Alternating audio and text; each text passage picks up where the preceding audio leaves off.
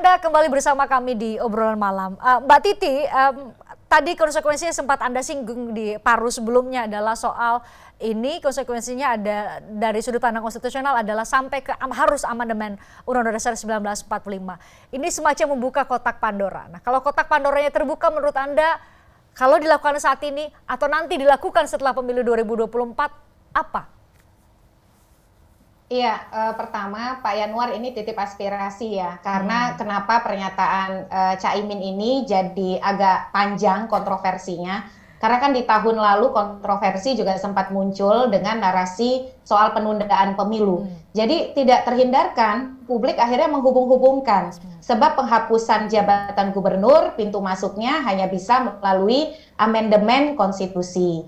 Nah, ketika misalnya di 2022 Caimin pernah bicara juga nih soal penundaan pemilu, aspirasi untuk menjaga stabilitas ekonomi dan seterusnya. Dan sekarang misalnya juga penghapusan jabatan gubernur, bisa jadi itu koinsiden gitu ya, atau sesuatu yang tidak sengaja atau sesuatu yang kebetulan. Tetapi disitulah dinamika politik yang saat ini kita masih diperhadapkan pada hal yang sangat krusial, yaitu kepastian bahwa 2024 terselenggara secara sesuai jadwal dan di saat yang sama juga terselenggara dengan luber dan jurdil. Jadi harus satu paket tuh, periodic and genuine elections-nya begitu. Nah, ketika ada narasi-narasi yang kemudian mengarah pada amandemen konstitusi, lalu juga bisa menjadi pintu masuk tadi ya, untuk memasukkan klausul misalnya penundaan pemilu dan perpanjangan masa jabatan, di situ yang kemudian gejolak itu muncul.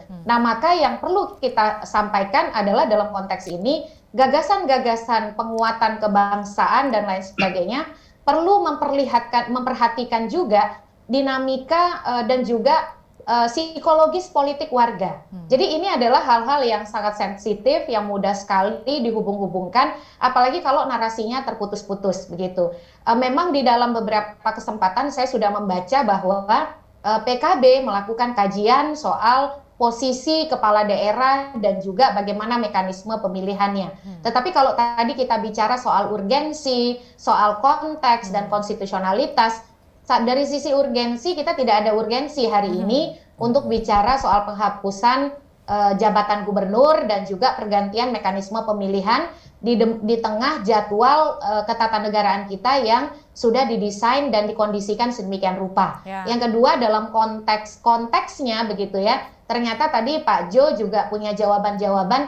Jadi intinya adalah problemnya yang disampaikan oleh Caimin itu adalah pada implementasi. Tetapi solusinya adalah membakar lumbungnya begitu. Padahal kalau implementasi yang dibenahi bisa dengan revisi undang-undang, bukan menghapuskan posisi itu sendiri. Nah, yang ketiga soal konstitusionalitas ya, kita sudah bicara banyak dan saya kira apalagi gubernur ini sebenarnya menjadi sarana rekrutmen untuk pengisian sirkulasi elit nasional. Ternyata perannya besar juga menjadi ranah untuk selain kaderisasi politik, promosi politik bagi kader-kader partai, dia juga menjadi sarana promosi politik untuk pengisian jabatan nasional. Dan ini bagus begitu, kita bicara soal fase-fase di mana gubernur itu menjadi sekolahnya para pemimpin nasional. Dan itu yang perlu dipertahankan dalam dinamika politik elektoral kita di Indonesia. Nah, oke, saya sekarang ke Prof. Jo, jadi kalau kita coba bedah nih, kalau memang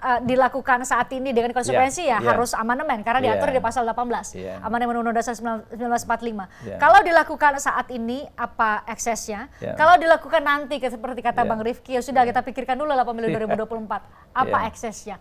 Atau sebaiknya seperti Mbak Titi bilang tadi, kalau beberapa hal tadi yang disampaikan masalahnya di gubernur, jabatan gubernur, ya atur saja perubahannya, revisinya dicukup di Undang-Undang Pemerintahan Daerah. Iya, saya kira kalau konsepnya itu usulannya untuk menghapus ya jabatan gubernur atau bahkan mungkin juga meniadakan provinsi, konsekuensinya ya. Nah, itu akan tidak tepat lah saat ini dan juga tidak ada lagi waktu yang cukup karena kita sudah punya agenda pemilu Februari 2024 sudah. Setelah 2024, Prof? Nah, kalau sesudah 2024 itu menarik untuk dilakukan exercise ya review atau studi. Saya kira memang penting juga untuk melihat kembali keadaan otonomi daerah kita. Jadi Mbak Christine ya, bagaimana perkembangan otonomi, apakah otonomi daerah sekarang itu sudah sehat-sehat saja, apakah relasi pusat dan daerah sudah baik-baik saja gitu ya. Nah, apakah gubernur sama bupati akur-akur saja, atau ada bupati yang ngelawan gubernurnya, bahkan ada bupati yang ngelawan menterinya. Nah, itu persoalan. Ya, terus bagaimana otonomi daerah kita dengan posisi 2 level ini bisa nggak mengatasi kemiskinan misalnya, bisa nggak mempercepat pelayanan publik, bisa nggak meningkatkan kesejahteraan masyarakat. Percepatan pembangunan tadi salah satu poin yang nah, itu kan juga persoalan. Jadi saya kira gagasan-gagasan untuk memperbaiki sistem otonomi daerah, relasi pusat dan daerah itu perlulah. Tapi memang tunggulah ada pemerintahan baru. Nanti biar kita tanya capres-capresnya, ya kan, apa konsep Anda untuk perbaikan ke depan. Nah, nanti setelah itu mereka akan mencoba melakukan evaluasi sambil menjalankan visi misi. Jadi not now lah gitu ya kan. Not now ya, dan perlu kajian yang mendalam seperti yang dikatakan oleh Presiden. Perlu kajian yang mendalam. Pak Yanuar tadi setelah mendengar dari banyak narasumber ini kemudian rasa-rasanya ini wacana ini justru sebagai backfire untuk PKB. Orang jadi berburuk sangka nih seperti kata Mbak Titi akhirnya jadi googling juga, 2022 Caimin pernah bicara soal penundaan pemilu, akhirnya kemudian spekulasi kemana-mana. Jadi berburuk sangka nih publik ke PKB. Iya. Enggak juga, yang pertama kita pastikan bahwa ini kan statusnya usul ya, itu yang pertama, sehingga dipastikan tidak akan mengganggu jadwal kalender pemilu yang sudah ada. Karena itu kan komitmen kita semua bahwa pemilu tetap harus berjalan on the track sesuai dengan schedule yang sudah ditetapkan, apalagi saya di Komisi 2, jadi supaya tidak melebar kemana-mana, itu yang pertama. Yang kedua, misalnya banyak hal kemudian dari diskusi soal wacana ini merembet kemana-mana, itu kan tentu bagian dari cara kita melihat bahwa ada hal ketika ini diperbaiki yang konsekuensinya ke titik lain, maka itu menjadi sesuatu yang menurut saya dari sudut pandang akademik wajar saja. Yang ketiga yang kami sampaikan sebetulnya secara substansi nggak ada masalah, karena tadi Mbak Titi, Prof. Johan juga merespon dengan positif. Sebagian lebih menitik beratkan pada soal timing, waktu, kira-kira begitu kan. Tapi saya harus katakan bahwa timing dan waktu itu memiliki 2 makna. Kapan sebuah ide dengan cepat bisa diserap oleh semua stakeholder, atau kapan sebuah ide muncul tapi kemudian tidak bisa diserap. Jadi ide pada hari ini alhamdulillah ya, terima kasih teman-teman sudah bisa merespon ini.